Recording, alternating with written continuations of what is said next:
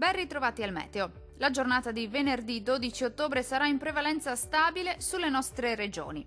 Nel dettaglio sul Veneto sin dal mattino sarà bel tempo, tuttavia il cielo si presenterà più nuvoloso nelle prime ore del giorno, poi ampio soleggiamento su tutte le province. Il cielo si presenterà sereno o al massimo con qualche nube sparsa. Non sono attesi fenomeni degni di nota.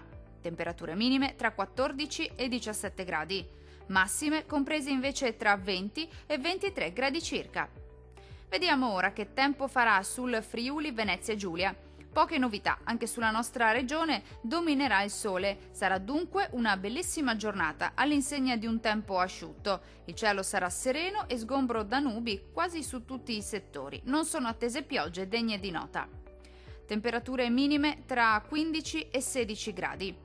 Massime oscillanti invece tra 22 e 25 gradi circa. Vediamo infine la situazione meteorologica del Trentino Alto Adige. Tempo in prevalenza buono, soprattutto al mattino, quando sarà ampiamente soleggiato ovunque. Dal pomeriggio non si esclude qualche occasionale piovasco sui settori settentrionali della nostra regione, ma migliorerà molto presto. Temperature minime tra 14 e 17 gradi. Valori massimi compresi invece tra 24 e 28 gradi circa. Per ora dal meteo di Antenna 3 è tutto. Arrivederci.